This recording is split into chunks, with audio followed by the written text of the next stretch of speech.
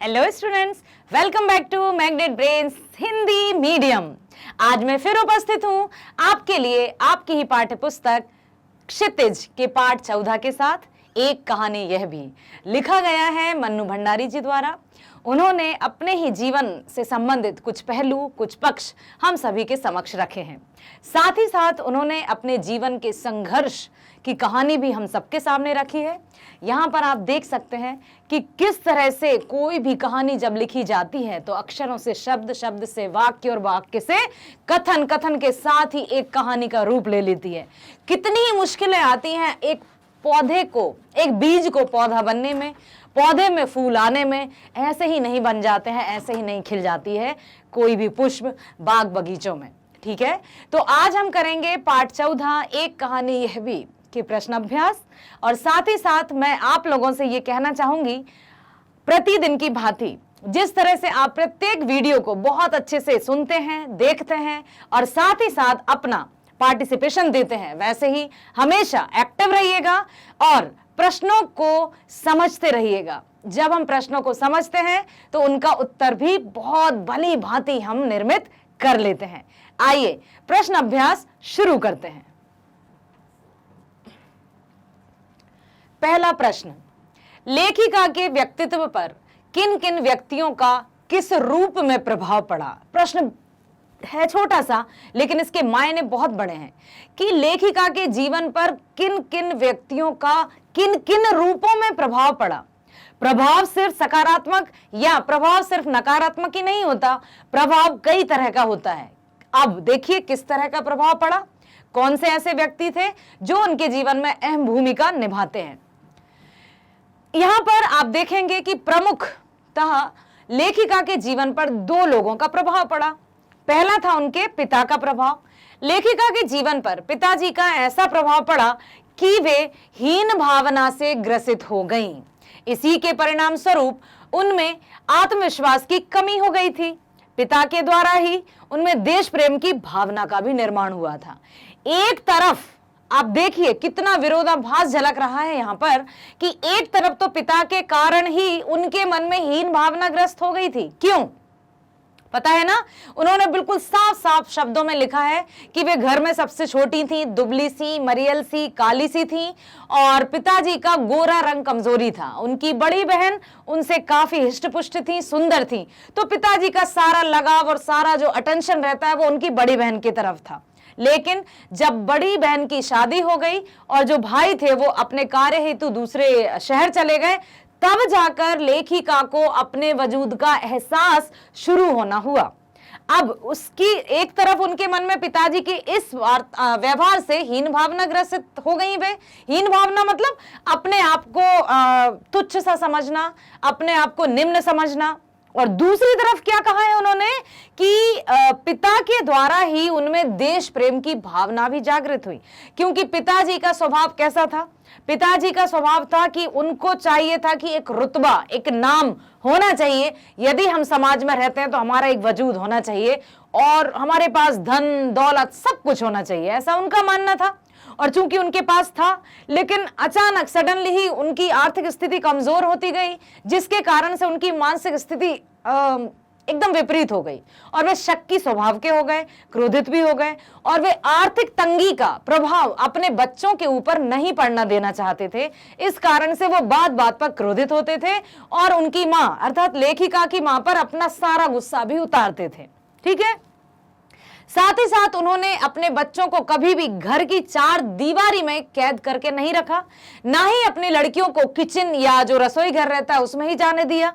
क्योंकि उनका मानना था कि रसोई घर अर्थात भटियार खाना, वे रसोई घर को भटियार खाना कहते थे। और भटियार खाना कहाँ, जहां भट्टी तपती रहती है और उनके अनुसार भटियार खाने में जाने से सारी प्रतिभा भट्टी में जलकर खाक हो जाती है।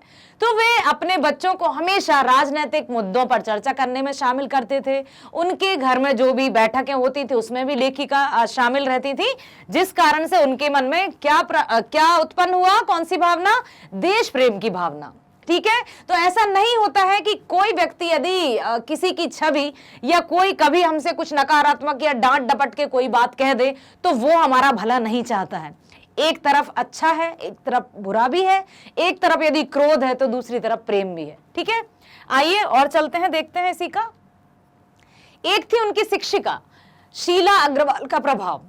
शीला अग्रवाल की जोशीली बातों ने एक और लेखिका के खोए आत्मविश्वास को पुनः लौटाया। आत्मविश्वास कब उनका डवाडोल हुआ था? पिताजी की व्यवहार के कारण। पिताजी जो तुलनात्मक व्यवहार करते थे, इस कारण उनके मन में हीन भावना आ गई थी और आत्मविश्वास डाउन हो गया था, नीचे चला गया था। लेकिन जब उनकी शिक्षिका मिली, शीला अग्रवाल कॉलेज में हिंदी की प्राध्यापिका थी, जब वे मिली तो उनकी जोशीली बातों ने लेखिका के खोए आत्मविश्वास को जागृत कर दिया और देश प्रेम की अंकुरित भावना को उचित माहौल प्रदान कर दिया। अंकुरित, एक बीज जब अंकुरित होता है तो उसको पौधा बनने में समय थोड़ा सा लगता है, लेकिन यदि बीज अंकुरित ही ना हो तो पौधा कहां से होगा? तो अंकुरित अर्थात उनके लेखिका के मन में देश प्रेम की भावना का बीज तो उनके पिताजी ने बो ही दिया था और उसको अंकुरित करने का कार्य किया उनकी शिक्षिका शीला अग्रवाल ने। ठीक है, जिसके फलस्वरूप लेखिका खुलकर स्वतंत्रता आंदोलन में भाग लेने लगी। तो ये है उनके जीवन पर दो व्यक्तियों का प्रमुख प्रभाव, एक तो उनके पिताजी का, दूसरी उनकी हिंदी प्राध्यापिका शीला अग्रवाल का। दूसरा प्रश्न है, इस आत्मकथन में लेखिका के पिता ने रसोई को भटियार खाना कहकर क्यों संबोधित किया? जस्ट नाउ आई टोल्ड ना, यदि आपने ध्यान से सुना है तो क्यों कहा था? उनके अनुसार क्या था भटियार खाना? अर्थात लेखिका के पिता का मानना था कि रसोई के काम में लग जाने के कारण लड़कियों की क्षमता और प्रतिभा नष्ट हो जाती है, वे पकाने खाने तक ही सीमित रह जाती हैं और अपनी सही प्रतिभा का उपयोग नहीं कर पाती। इस प्रकार प्रतिभा को भट्टी में झोंकने वाली जगह होने के कारण ही वे रसोई को भटियार खाना कहकर संबोधित करते थे। समझ में आया ना? उनके अनुसार रसोई अर्थात भटियार खाना, जहां भट्टी तपती रहती है और यदि लड़कियां रसोई घर में अपने आप जो काम दाम में लग जाती हैं तो उनकी प्रतिभा रहती है ना, प्रतिभा और जो भी क्षमताएं रहती हैं वो जलकर खाक हो जाती हैं। इसलिए उन्होंने रसोई घर को भटियार खाना कहा है और अपनी बेटियों को उन्होंने कभी भी रसोई घर के सुपुर्द तो नहीं किया था। ये बहुत अच्छी बात की थी उन्होंने। प्रश्न तीसरा है, वह कौन सी घटना थी जिसके बारे में सुनने पर लेखिका को ना तो अपनी आंखों पर भरोसा हुआ और ना ही अपने कानों पर? बताइए, याद है वो पल, वो क्षण जब ऐसा कुछ हुआ था कि लेखिका अपने पिताजी की बातों पर या वो जो घर में माहौल था उस पर विश्वास ही नहीं कर पा रही थी? क्या था? आइए देखते हैं।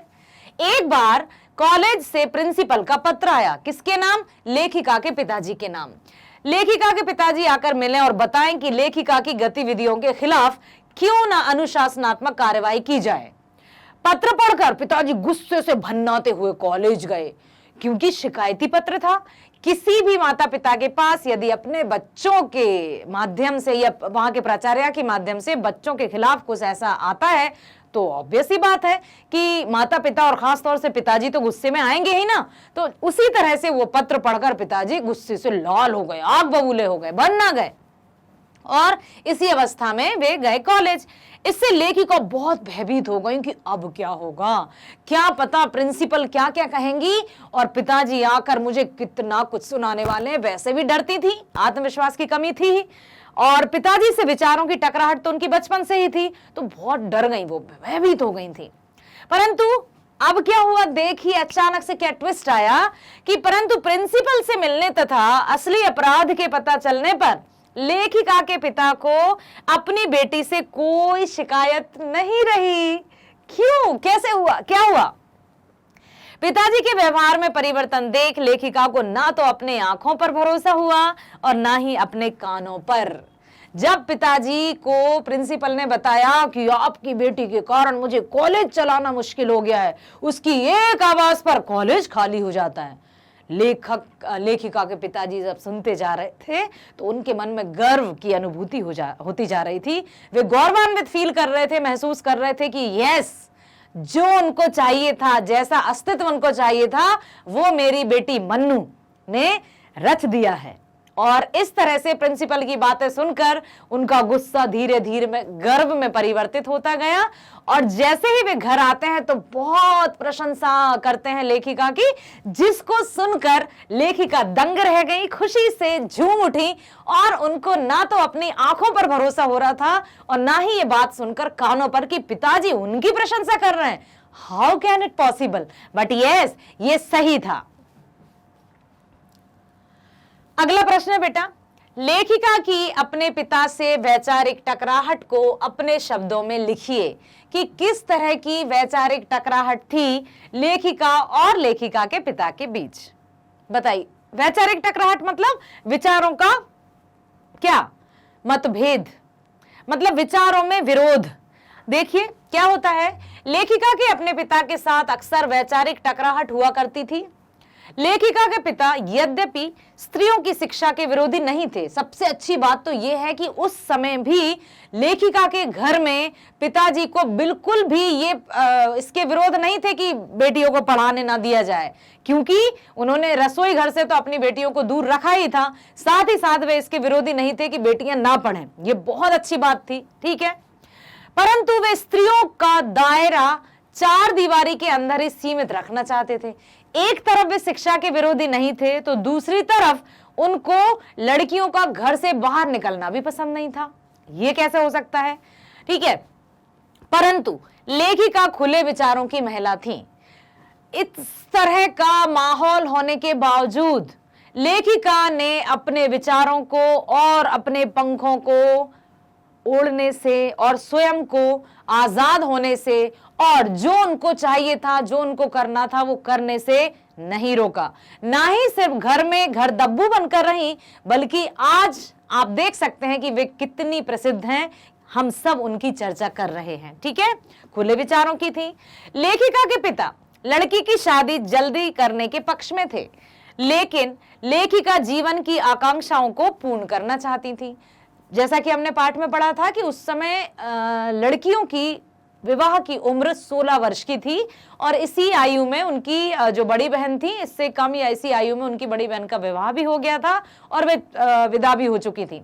लेकिन लेखिका को अभी विवाह करने में कोई रुचि नहीं थी। उन्हें कुछ ऐसा करना था, उनके मन में देश प्रेम की ज्वाला थी। वे चाहती थी कि मैं भी स्वतंत्रता संग्राम में भाग लूं, क्योंकि बात कब की है, सन 1946-47, जब उस समय जो आजादी के आंदोलन थे उनका जो चारों तरफ वही माहौल था। एक तरफ क्रांतिकारियों का, दूसरी तरफ स्वतंत्रता सेनानियों का, तीसरी तरफ अंग्रेज चाहते थे कि कैसे हमने भारत को अब तक दबोच कर रखा है तो हम भारत भूमि को अभी भी अपने कब्जे में रखे रहें। लेकिन हुआ क्या, वो हम सर्वविदित है कि हमने 15 अगस्त सन 1947 को भारत को आजादी प्राप्त हुई थी, है ना। अब क्या हुआ, लेखिका का स्वतंत्रता संग्राम में भाग लेकर भाषण देना उनके पिता को पसंद नहीं था। पसंद तो नहीं था, लेकिन उसके बावजूद भी जब उनके मित्र डॉक्टर अंबालाल जी ने कहा था कि भंडारी कहाँ घर में बैठे रहते हो, आज तुम्हारी बेटी ने इतना अच्छा भाषण दिया है कि तुमने वो मिस कर दिया। इसी तरह से लिखा है, यू मिस्ड समथिंग, आप बुक में देखिएगा, ठीक है। तो यहां पर उन्होंने ये भी देखा, पिताजी का लेखिका के मां के साथ अच्छा व्यवहार नहीं था। स्त्री के प्रति ऐसे व्यवहार को लेखिका अनुचित नहीं समझती है। सारा गुस्सा, सारा जो भी उनको टेंशन रहती थी या जो भी मन में विचारों की उथल पुथल रहती थी, वो उन पर उतारते थे, उनको सुनाते थे। लेकिन लेखिका को यह कतई बर्दाश्त नहीं होता था कि मां चुपचाप उनकी सारी बातें सुनती रहती थी, कभी भी कोई भी जवाब नहीं दिया। क्यों? मतलब इसीलिए उनकी जो मां थी वो लेखिका की आदर्श कभी नहीं बन पाई। उन्होंने साफ साफ शब्दों में लिखा है कि मां एकदम धरती से भी अधिक सहनशील क्यों, इंसान है हम, वस्तु नहीं, तो कम से कम अपनी प्रतिक्रिया तो दिखाई जानी चाहिए थी, लेकिन ऐसा नहीं किया। बचपन के दिनों में लेखिका के काले रंग रूप को लेकर उनके पिता का मन उनकी तरफ से उदासीन रहा करता था। वे बिल्कुल कोई उसको मतलब लेखिका को, अपनी छोटी बेटी को कोई महत्व नहीं देते थे और साथ ही साथ वो हमेशा उनकी बड़ी बहन से उसकी तुलना करते रहते थे। वो कितनी हंसमुख है, कितनी चुलबुली है, कितनी चंचल है, तुम कैसी हो। मतलब उनको सिर्फ और सिर्फ उनकी बड़ी बहन ही अच्छी लगती थी और जैसा कि लेखिका ने इसलिए तो लिखा बेटा, अदरवाइज यदि वे हीन भावना की शिकार ना होती तो क्या कोई अपने आत्मकथ में अपने पिताजी से या पिताजी की और उनकी आपसी बातों को इस तरह से व्यक्त करता? नहीं करता। लेकिन उन्होंने अपने आत्मकथ में इस बात को शामिल किया, अर्थात वे वास्तविक रूप में कितनी हीन भावनाएं उनके मन में आ गई थी पिताजी के व्यवहार के कारण। फिर भी उन्होंने अपने आप को किस तरह से उठाया और कैसे वो लेखन कार्य में जुट गई और किस तरह से उन्होंने प्रसिद्धि प्राप्त कर ली, ये तो हम सब के लिए अनुसरणीय है। अगला प्रश्न है, इस आत्मकथ्य के आधार पर स्वाधीनता आंदोलन के परिदृश्य का चित्रण करते हुए उसमें मन्नू जी की भूमिका को रेखांकित कीजिए। अब देखिए, आत्मकथ्य के आधार पर बताना है हमें कि कहां कहां ऐसा लगा आपको कि लेखिका ने स्वतंत्रता आंदोलन में अपनी भागीदारी दिखाई। क्या उन्होंने प्रत्यक्ष रूप से अंग्रेजों से जाकर युद्ध किया? क्या उन्होंने प्रत्यक्ष रूप से किसी से इस तरह का बर्ताव किया? आइए देखते हैं। सन 1946-47 ईस्वी में समूचे देश में भारत छोड़ो आंदोलन पूरे उफान पर था। पता है ना, भारत छोड़ो आंदोलन किस तरह से आंदोलन छाया हुआ था। अंग्रेजों को खदेड़ने के लिए हर भारतवासी ने जान की बाजी लगा दी थी। हर एक क्रांतिकारी, हर एक स्वतंत्रता सेनानी, बच्चा बच्चा, युवा, बूढ़े, जवान, सभी अपने अपने तरीके से अंग्रेजों को खदेड़ने के लिए तत्पर हो गए थे। ठीक है, और क्या हुआ फिर? पूरे उफान पर था, हर तरफ हड़तालें। हड़ताल किसके विरोध में? अंग्रेजी सरकार के विरोध में। प्रभात फेरियां, अंग्रेजों भारत छोड़ो, अंग्रेजों भारत छोड़ो, अब नहीं रहने देंगे, हम भारत भूमि को आजाद करेंगे, है ना। जुलूस और नारेबाजी हो रही थी। घर में पिता और उनके साथियों के साथ होने वाली गोष्ठी मैंने बताया था आपको, सेमिनार्स जो होते हैं, और गतिविधियों ने लेखिका को भी जागरूक कर दिया था। जो भी घर में बहसें छिड़ती थी, और क्योंकि लेखिका के पिता शिक्षित थे, प्रतिष्ठित व्यक्ति थे, उनके घर में जब भी कोई बैठकें होती थी तो लेखिका को भनक थी कि आखिर देश में क्या चल रहा है ना। तो इससे भी वो प्रभावित थी, जागरूक हो गई थी। प्राध्यापिका शीला अग्रवाल ने लेखिका को स्वतंत्रता आंदोलन में सक्रिय रूप से जोड़ दिया कि न केवल पर्दे के पीछे ही, बल्कि अब क्या करने लगी लेखिका, क्योंकि जैसा कि प्रिंसिपल ने बताया कि इसकी एक आवाज से पूरा कॉलेज खाली हो जाता है, तो जब भी वो अपने बलबूते पर बिल्कुल लीडरशिप करते हुए, स्वयं आगे आते हुए, नेतृत्व की भावना जागृत करते हुए नारेबाजी लगाती, और उनके पीछे कई लड़कियां और कई लड़के आ जाते और भारतीय स्वतंत्रता सेनानियों के साथ शामिल हो जाते। मुझे एक छोटा सा अपना वाकया याद आया ड्यूरिंग बीएड, जब मैं बीएड कर रही थी क्षेत्रीय शिक्षा संस्थान से, तो उस समय WWC कैंप हुआ करते थे, वर्किंग विद कम्युनिटी, है ना। तो हम लोगों को 5 दिन के लिए वहां रुकना होता था और वहां में गांव में जाकर जागृति या जागरूकता फैलानी होती थी। उस समय मैं नारे लगाती थी और सब लोग उसको दोहराते थे, मतलब थोड़ा सा याद आ गया इसलिए मैंने जिक्र कर दिया। ठीक है, क्या हुआ फिर? आंदोलन में सक्रिय रूप से जोड़ दिया। जब देश में नियम कानून और मर्यादाएं टूटने लगी, तब पिता की नाराजगी के बाद भी वे पूरे उत्साह के साथ आंदोलन में कूद पड़ी। पिताजी ने मना किया, पिताजी नाराज हुए कि मन्नू तुम घर से बाहर नहीं निकलोगी, लेकिन फिर भी उन्होंने अब पिताजी की बात नहीं मानी, क्योंकि उनको अपने भारत की दशा दिखाई दे रही थी। उनको यह दिखाई दे रहा था कि मैं कितनों के जीवन को संवार सकती हूं। जब सिर्फ और सिर्फ मेरे कारण इतनों का जीवन संवर सकता है तो मैं कैसे चुप रहूं। अर्थात वे निकल आती थी घर से बाहर और नारे लगाने और सबको जागृति, जन जागृति फैलाने सड़कों पर कूद जाती थी या निकल जाती थी। ठीक है, देखिए, तब पिता की नाराजगी के बाद भी वे पूरे उत्साह के साथ आंदोलन में कूद पड़ी। उनका उत्साह, संगठन क्षमता समझते हैं बेटा, एक ऐसी क्षमता जो भीड़ एकत्रित कर सके। जैसा मैं हमेशा कहती हूं कि हमें भीड़ का हिस्सा नहीं बनना है, हमें वो व्यक्ति बनना है जिसके लिए भीड़ एकत्रित हो सके। हमें वो व्यक्ति बनना है, कहते हैं ना कि पीठ पीछे या पीछे पीछे तो सभी चलते हैं, हमें वो व्यक्ति बनना है जो स्वयं रास्ते निर्मित कर सके। और लेखिका ने ठीक वैसा ही किया। तो उन्होंने वो देखती रही थी, उत्साह, संगठन क्षमता और विरोध करने का तरीका देखते ही बनता था। मतलब उनकी बातों में इतना जोश था, उनके हर एक शब्द में इतनी उमंग थी, देश के प्रति इतनी रक्षा, सुरक्षा, जन जागृति की ऐसी भावना थी कि बच्चे बच्चे उनकी बातों में आकर और देश के लिए, उसकी रक्षा के लिए अंग्रेजों के विरोध में उतर जाते थे। हर गली में हर बच्चा, हर स्त्री, नारी, लड़कियां सब उनके पीछे हो जाती थी। ठीक है, वे चौराहों पर बेझिझक भाषण, नारेबाजी और हड़तालें करने लगी। इस प्रकार हम कह सकते हैं कि स्वतंत्रता आंदोलन में उनकी सक्रिय भूमिका थी। न केवल वे परोक्ष रूप से ही आंदोलन में शामिल थीं, बल्कि उन्होंने प्रत्यक्ष रूप से भी भारतीय स्वतंत्रता आंदोलन में महत्वपूर्ण भूमिका निभाई। तो मन्नू भंडारे जी को आप हमेशा याद कीजिएगा कि न केवल वे एक लेखिका ही थीं, बल्कि स्वतंत्रता सेनानी भी थीं। ठीक है, एक कुशल नेतृत्वकर्ता भी थीं, एक कुशल नेत्री भी थीं। ठीक है, आइए चलते हैं।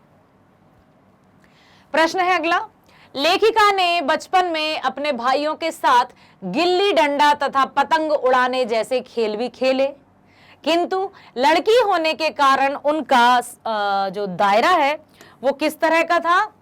लड़कियां दायरा घर की चार दीवारी तक सीमित था। क्या आज भी लड़कियों के लिए स्थितियां ऐसी ही हैं या बदल गई हैं? अपने परिवेश के आधार पर आपको बताना है कि उस समय जबकि लड़कियों को घर की चार दीवारी में ही रखा जाता था, फिर भी लेखिका जाती थी और क्या करती थी? अपने भाइयों के साथ गिल्ली डंडे और पतंग भी खेलती थी, उड़ाती थी।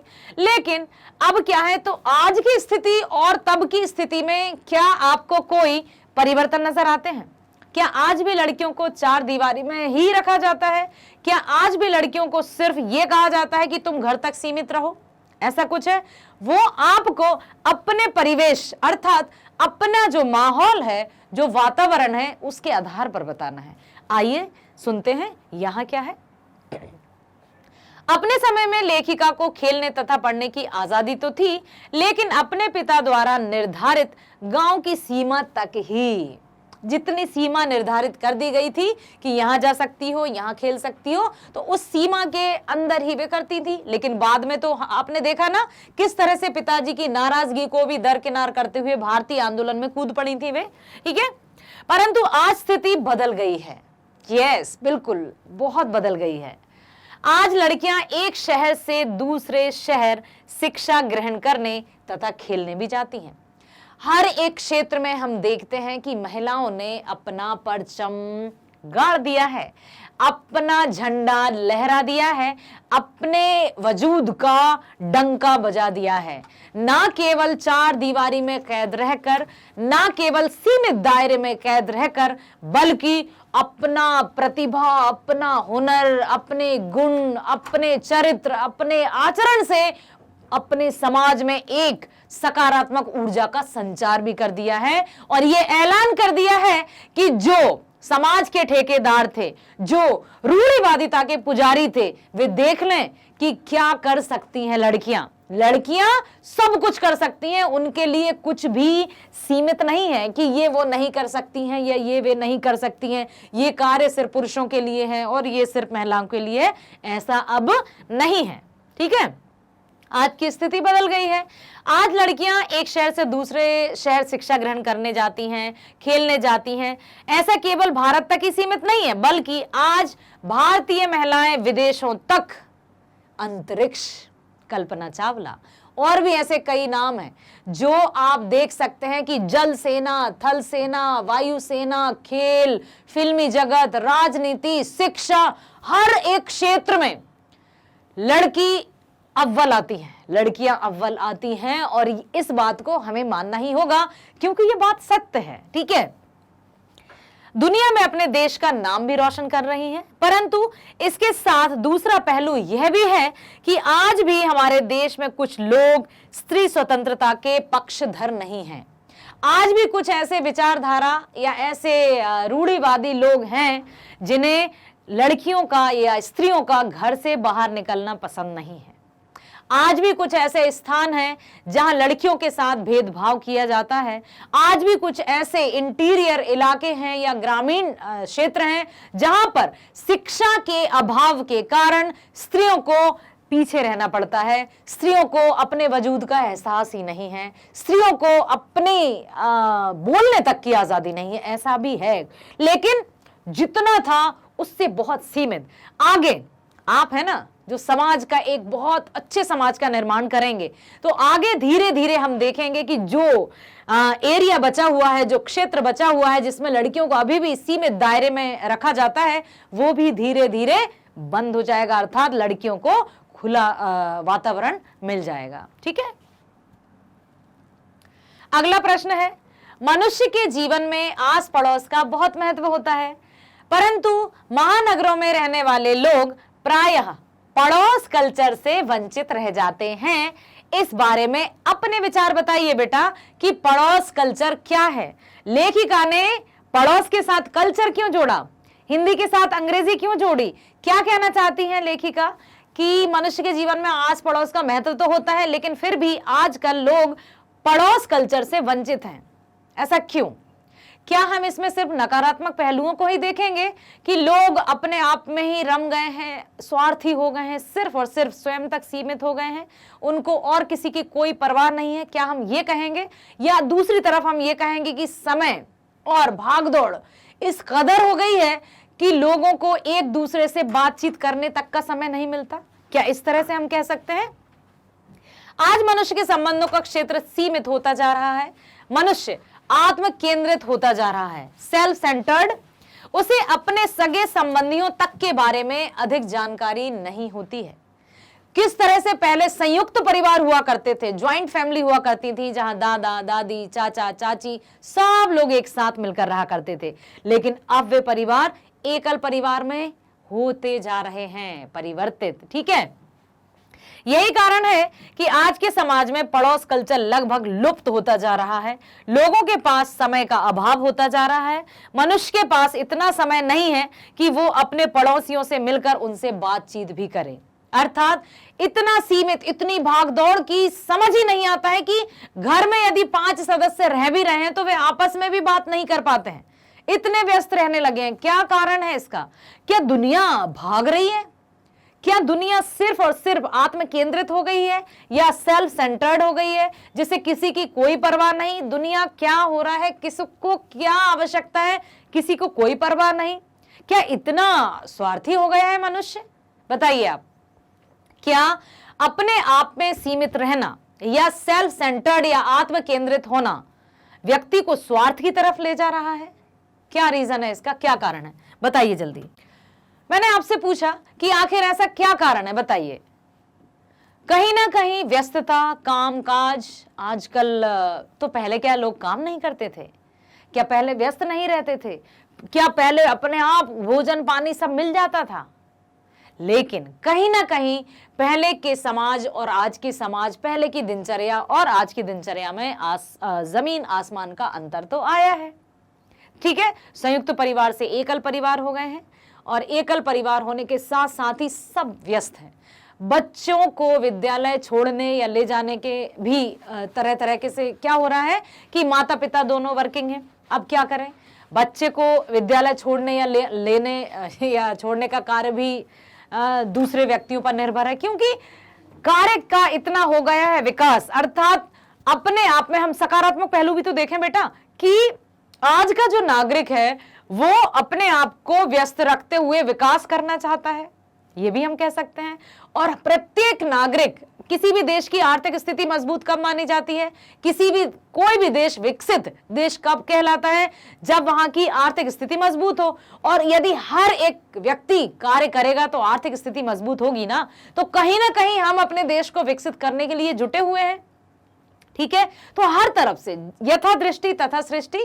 तो जो भी हो रहा है, पहले लोग गांव में निवास करते थे, सिर्फ और सिर्फ उनको साल भर में कुछ कार्य करने होते थे खेती किसानी के, उसके बाद जो अनाज आता था आराम से बैठकर खाते थे, पड़ोस में उठा बैठा करते थे, उनके पास समय था। लेकिन आजकल ऐसा नहीं है, आज करोगे तो आज मिलेगा, अर्थात हर दिन 24 घंटे भी व्यक्ति व्यस्त है।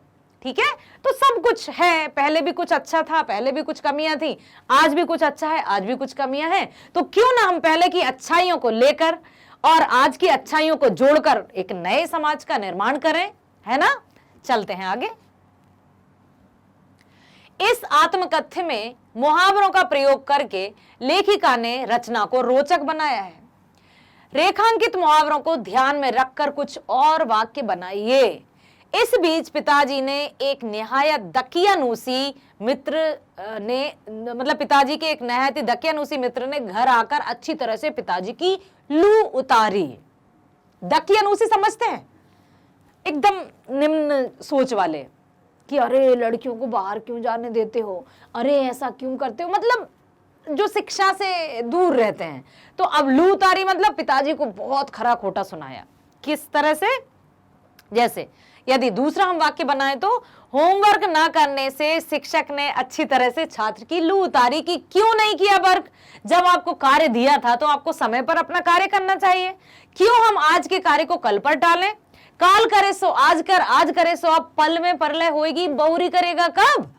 अरे भाई, जब हम आज का कार्य ही आज नहीं कर पा रहे हैं, ठीक है, तो कल तो और डबल हो जाएगा। ये सकारात्मक है। लेकिन वहां पर सोच के अनुसार जब पिताजी को उन्होंने खरी खोटी ये सुनाई थी, वहां पर था दकियानूसी और यहां पर एक शिक्षक, ये दोनों एकदम अलग हैं बेटा, ठीक है। शिक्षक अपने छात्र की भलाई के लिए ये सब बात कर रहा है, जबकि एक व्यक्ति अपनी पुरानी और दकियानूसी सोच के कारण उनके पिताजी को इस तरह से बात कह रहा है। ओके, आगे चलते हैं। वे तो आग लगाकर चले गए और पिताजी सारा दिन भभकते रहे। उनके मित्र आए और खरी खोटी सुनाकर चले गए और पिताजी गुस्से से आग बबूला होते रहे कि कैसे मन्नू भंडारी घर से बाहर जाती है, कैसे मन्नू इधर उधर जाती है, क्यों सड़कों पर घूमती है, ठीक है। दिन भर वो इसी तरह में भभकते रहे। कुछ मित्र ऐसे भी होते हैं जो घर में आग लगाने का काम करते हैं, मतलब कुछ लोग ऐसे भी होते हैं, हम यहाँ लोग भी लिख सकते हैं कि कुछ लोगों की आदत रहती है यहाँ की वहां बात करने का, या यदि कोई चार मित्र बहुत अच्छे से आपस में मिलजुल कर रहते हैं तो पांचवा कोई आएगा जो अपने आप को कहेगा तो मित्र, लेकिन उनको इन चारों की दोस्ती खटकती है और वो सोचता है कैसे इन दोनों को आपस में तोड़ा जाए, तो वो कुछ ना कुछ गलतफहमियां डाल जाता है, ठीक है। तो यदि किसी आपस में जो अच्छे से रहते हैं उनके बीच में कड़वाहट का बीज कोई बोता है तो उसको आग लगाना कहते हैं, या इस तरह से कह सकते हैं कि वे दूसरों को मतलब सुखी देखना ही नहीं चाहते। कुछ ऐसे लोग भी होते हैं। लेकिन हम क्यों चर्चा करें, हम तो हमेशा अच्छे अच्छे विचारों की ही चर्चा करेंगे। बस अब यही रह गया है कि लोग घर आकर थू थू करके चले जाएं। चूंकि पाठ में इस तरह के मुहावरे हैं तो हमें वाक्य भी इसी तरह के लेने होंगे कि इसका अर्थ क्या है। तुम्हारे इस तरह से जोर जोर से चिल्लाने से पड़ोसी थू थू करेंगे, अर्थात ऐसी तेज तेज बातें हो रही हो किसी के परिवार में तो लोग कहते हैं ना, कुछ तो लोग कहेंगे लोगों का काम है कहना, इधर उधर की ताकते ही रहना। अपने काम से काम बहुत कम लोग रखते हैं और जो अपने काम से काम रखता है ना वही सफल होता है। और सबसे मुश्किल काम है अपने काम से काम रखना। तो बेटा मुश्किल काम आपको करना है, आसान नहीं। हमेशा मैं कहती हूं कि हमें आसान काम की तरफ नहीं भागना है, हमें मुश्किल से मुश्किल कार्य को पूरा करना है। ओके, तो यहां पर देखते हैं आगे क्या है कि यदि मान लीजिए घर में किसी की बहस हो रही है तो लोग मजे लेने के लिए और फैला देंगे उस बात को, आग की तरह फैला देते हैं कि उनके घर में शोर आ रहा है, या हो सकता है किसी दूसरे कुछ अच्छा वाला डिस्कशन चल रहा हो और आवाज तेज हो रही हो, फिर भी लोग उसको नेगेटिव वे में फैला देते हैं, ठीक है। और लोग उस पर थू थू करने लगते हैं, मतलब उनको बुरा भला कहने लगते हैं। थू थू करना मीन्स बुरा भला कहना किसी को। आया समझ में, आया ना। किस तरह से मन्नू भंडारी जी ने स्वयं को और स्वयं का जो जज्बा था वो बरकरार रखा। किसी भी कारण से उन्होंने अपने जज्बे को, अपने जोश को, अपने उत्साह को दबने नहीं दिया। किसी भी कारण से उन्होंने अपने मन की जो जागृति थी या देश प्रेम की भावना जो थी उसको बुझने नहीं दिया, है ना। जो ज्वाला थी उसको एक अच्छा रूप दिया। साथ ही साथ उनकी जो शिक्षिका थी उन्होंने बहुत अच्छा कार्य किया कि लेखिका को सक्रिय रूप से जोड़ दिया आंदोलन में, और लेखिका ने अपनी भूमिका भी निभाई वहां पर। तो ये हमने सुना और समझा। साथ ही साथ बेटा आप लोग ध्यान रखिएगा कि जो हम जिस चीज का, जिस बात का अटल निर्णय कर लेते हैं या दृढ़ निश्चय कर लेते हैं, वो काम होकर ही रहता है। यदि हम टालम टोल करते रहेंगे कि हो जाएगा, अब क्या पता होगा कि नहीं, अब इस ये नहीं करने दे रहा, वो नहीं करने दे रहा, समय नहीं है, क्या करूं, और भी कार्य करना है, मैं कहां से वो सारे काम करूं, तो बेटा बहुत सारे बहाने रहते हैं हमारे पास। numbers and numbers of excuses we have if we don't want to do anything। ठीक है, यदि हम कुछ कार्य नहीं करना चाहते हैं तो हमारे पास बहुत सारे कारण हैं जिस नहीं करने के, लेकिन करने का सिर्फ एक कारण है कि मुझे तो ये कार्य करना ही है, क्योंकि मुझे पूरा करना है और मुझे आगे के और कार्य भी करना है। एक और बात, जैसे घर में कोई सब्जी बनती है, मम्मी जब खाना बनाती हैं तो मान लीजिए एक दिन हमने वो सब्जी खाई, दूसरे दिन भी खा ली, तीसरे दिन हम क्या कहेंगे, मम्मा क्यों आप ये ऐसी सब्जी बनाती हो, मुझे नहीं खाना। क्यों नहीं खाना? क्योंकि ये 3 दिन से खा रहे थे, या आप तो चली जाती हो, भूख भी मर जाती है, खाते ही नहीं बनता, आजकल खाना ही अच्छा नहीं बनता, ये कह देंगे हम। ये हमारे बहुत सारे बहाने कि हमें नहीं खाने के बहाने। खाने का बहाना क्या है? आपकी माँ ने आपके लिए भोजन बनाया है, कितनी मुश्किलों के बाद, क्योंकि एक कार्य नहीं रहता है। आजकल गृहिणी और साथ ही साथ वर्किंग वुमेन, आप देखते हैं उदाहरण कि घर के कार्य के साथ साथ किस तरह से बाहर के कार्यों का या घर में ही बहुत सारे कार्यों का एक साथ संचालन करती हैं आपकी माँ।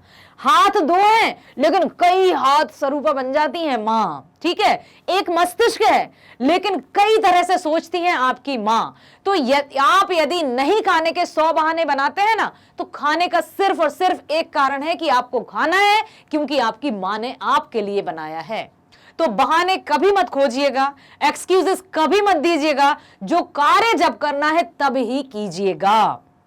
क्योंकि हम यदि एक्सक्यूजेस के पीछे भागेंगे तो हम पीछे ही रह जाएंगे, कोई अस्तित्व नहीं रहेगा हमारा, कोई पहचान नहीं रहेगी। हाँ, यदि यूं ही नेग्लिजिबल रहना है तो करना होगा, लेकिन हमें नेग्लिजिबल नहीं रहना है, हमें आइडेंटिटी बनानी है, तो अपने कार्य को समय पर पूरा अवश्य करना है। ठीक है, और देखिए, पत्र पढ़ते ही पिताजी आग बबूला हो गए। जब कॉलेज से पत्र आया था, प्रिंसिपल का पत्र आया था, पिताजी के नाम पत्र आया था, तो पिताजी ने जब पत्र पढ़ा तो वे आग बबूला हो गए।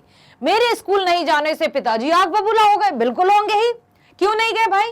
अब हम तरह तरह के बहाने खोजेंगे। पिताजी क्योंकि पेट में दर्द था, पापा क्योंकि रात में मैं लेट सोया था, पापा क्योंकि मैंने आज ना होमवर्क नहीं किया था, टीचर डांटेंगी। तो जाइए ना, सामना कीजिए ना। कार्य आपने किया है या कार्य आपने नहीं किया है तो उसका सामना कीजिए। जब हम मुसीबतों से या परेशानियों से जितना पीछे भागेंगे ना, मुसीबत तो वहीं के वहीं रहेंगी। ऐसा तो है नहीं, मान लीजिए इस सड़क में गड्ढे हैं, कहीं स्पीड ब्रेकर्स हैं, ठीक है, और हम यहाँ पर आए थे बहुत अच्छे से, लेकिन देखो अरे यहाँ तो गड्ढे हैं, ये है, तो हम पीछे भाग गए। आ रहे थे इस तरफ, चले गए हम उस तरफ, तो क्या हमारे पीछे जाने से यहाँ के गड्ढे भर गए अपने आप? नहीं ना, मुसीबतें वही हैं। हाँ, यदि आप चाहोगे तो आराम से, इस तरह से आराम से, थोड़ा सा आराम से जाएंगे। और यदि हमसे हो सका, मान लीजिए कुछ पत्थर हैं, तो उनको हम साइड में भी रख सकते हैं कि जो परेशानी हमने झेली वो दूसरे ना झेलें। ऐसा भी हम कर सकते हैं, if we have time then. ठीक है, तो ये भी कर सकते हैं। तो परेशानियों को छोड़कर भागना उसका समाधान नहीं है। परेशानियों का सामना करना सीखिए, परेशानियों का मुकाबला करना सीखिए। जब हम मुकाबला करते हैं तो हमें शक्ति भी आती है, साथ ही साथ फिर हमें हर एक परेशानी छोटी सी नजर लगने लगती है। आपने सुना है ना, ये मत कहो खुदा से मेरी मुश्किलें बड़ी हैं, उन मुश्किलों से कह दो मेरा खुदा बड़ा है। और उससे उसका जो आशीष है, परमात्मा का जो आशीष है, वो हमारे पीछे सदा खड़ा है। हमें हमेशा डटकर मुकाबला करना है और निश्चित करना है अपनी जीत को। अपनी जीत सिर्फ मैदान में नहीं बेटा, जीवन ही एक जंग है, जीवन ही एक संघर्ष है।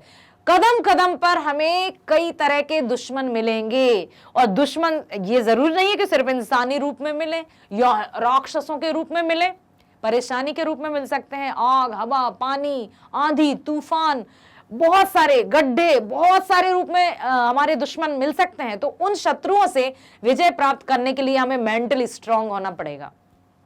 मानसिक रूप से हमें संबल प्राप्त करना होगा, स्वयं का बल प्राप्त करना होगा। फिर कोई ताकत या कोई ऐसा नहीं है दुश्मन जो हमें पीछे धक्का दे सके। ठीक है, आगे चलते हैं। तो समझ में आया जितने भी मुहावरे थे उनका हमें अर्थ और वाक्यों में प्रयोग किस तरह से करते हैं। आपने प्रीवियस क्लासेस में भी बिल्कुल पढ़े होंगे। पहले आपने देखा होगा कि दिए गए मुहावरों का अर्थ लिखिए और वाक्यों में प्रयोग कीजिए, किए थे ना। तो उसी का एक छोटा सा यहाँ पर उदाहरण दिया था। ठीक है, और मैं आपको बताना चाहूंगी कि जो भी चैप्टर्स हम पढ़ते हैं, जो भी प्रश्नोत्तर हम सॉल्व करते हैं, उनको आप यदि ध्यान से सुन लेंगे वीडियो में तो आप हमेशा याद रखेंगे, आप नहीं भूल पाएंगे, बशर्ते कि आप ध्यानपूर्वक जितने मिनट का वीडियो है उतना समय दे दें। फिर आप बेटा, आपकी जो कहानी है ना, जो भी चाहे पाठ हो चाहे प्रश्नोत्तर, वो आपकी यहां पर मस्तिष्क में अंकित हो जाएगी, छप जाएगी हमेशा के लिए। कोई भी कार्य जब हम मन से, लगन से, समर्पण भाव से करते हैं तो वो अंकित रह जाता है। तो आपको ऐसा ही करना है। सिर्फ ऐसा ही नहीं कि देख लेते हैं, जरा सा देख लें, पेपर आ रहे हैं, परीक्षाएं आ रही हैं, ऐसा नहीं बेटा। हर एक पाठ हमें जीवन से जोड़ता है और जीवन की जो परेशानियां हैं, मुसीबतें, उनसे हमें ओवरकम या उनसे हमें सामना करने की शक्ति भी देता है, पथ प्रदर्शक भी होता है। ठीक है, ओके। आशा करती हूं आपको एक कहानी, यह भी रिटन बाय मन्नू भंडारी जी, कहानी और आत्मकथ्य पसंद आया होगा। साथ ही साथ आपने इस पाठ से बहुत सारे मूल्य, नैतिक मूल्यों को भी अपने अंदर आत्मसात किया होगा। और मेरे प्यारे बच्चों से जैसे मैं हमेशा कहती हूं वैसे ही कहती रहूंगी, क्योंकि आप मेरे हैं, है ना। मैग्नेट ब्रेन्स आपका है और मैग्नेट ब्रेन्स हमेशा अपने बच्चों का भला चाहेगा। चाहते हैं हम सब मिलकर, हमारी टीम, कि हमारे बच्चे सिर्फ और सिर्फ एक अच्छी रास्ते पर चलकर, सही मार्ग पर चलकर एक सुयोग्य नागरिक बने, जो ना केवल हमारे भारत में ही बल्कि संपूर्ण विश्व में अपना परचम लहराएं। तो मैग्नेट ब्रेन्स पर अपने मन पसंदीदा सब्जेक्ट को, या हिंदी मीडियम या अंग्रेजी मीडियम या एनटीएससी परीक्षा या ओलंपियाड से संबंधित जो भी आपको जानकारी चाहिए, जस्ट टाइप मैग्नेट ब्रेन्स। आप चाहे गूगल कर सकते हैं, आप चाहे क्रोम पर जा सकते हैं। जैसे ही आप मैग्नेट ब्रेन्स टाइप करेंगे, आपके सामने कुछ इस तरह की स्क्रीन आ जाएगी। स्क्रीन आते ही जिस पर आपको जाना है उसको ध्यान से देखिएगा। English medium, CBSE English medium पर जाना है या हिंदी मीडियम पर। If you want to go with CBSE Hindi medium, then click on it. जैसे ही आपने क्लिक किया, आपके फेवरेट टीचर्स यहां पर दिखाई दे जाएंगे। यस, हिंदी मीडियम संबंधी, क्या आप भौतिक विज्ञान या बायोलॉजी पढ़ना चाहते हैं? क्या आप रसायन विज्ञान या केमिस्ट्री पढ़ना चाहते हैं? गणित, मैथ्स पढ़ना चाहते हैं? इंग्लिश पढ़ना चाहते हैं? हिंदी पढ़ना चाहते हैं? या सोशल साइंस? जो भी आप पढ़ना चाहते हैं, जस्ट उस पर क्लिक कर देंगे तो उससे रिलेटेड बहुत डिटेल्ड जानकारी आपके सामने आ जाएगी। सपोज आपको हिंदी पढ़ना है, जैसे ही आपने यहां क्लिक किया, आपकी मैडम आ गई। साथ ही साथ हिंदी से संबंधित संपूर्ण जानकारी भी आपको यहां दिखाई दे जाएगी। अब हिंदी आ गई है तो हिंदी में हम साल भर आखिर पढ़ेंगे क्या?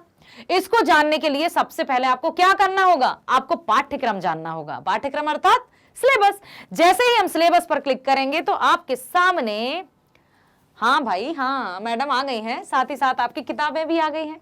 ठीक है, जैसे ही हमने देखा कि यहां पर हमारी क्षितिज और कृतिका कोर्स ए, स्पर्श और संचयन कोर्स बी। ठीक है, तो आपको इन चारों पुस्तकों की संपूर्ण जानकारी, एक एक चैप्टर, चाहे वे गद्य खंड से हो चाहे वो काव्य खंड से हो, हर एक की जानकारी इस वीडियो में डिटेल्ड दी गई है, विस्तृत जानकारी दी गई है। बेटा, जब आप इस वीडियो को देख लेंगे तो आपको पूरी साल किसी भी प्रकार का कोई भी भ्रम या कंफ्यूजन नहीं रहेगा।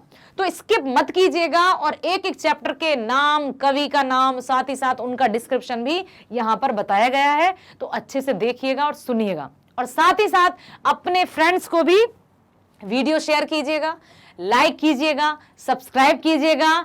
और मैं क्यों कह रही हूं ऐसा करने के लिए? क्योंकि मैग्नेट ब्रेन्स लेकर आया है 6 to 12th स्कूल एजुकेशन एकदम फ्री। यस बेटा, 100% फ्री।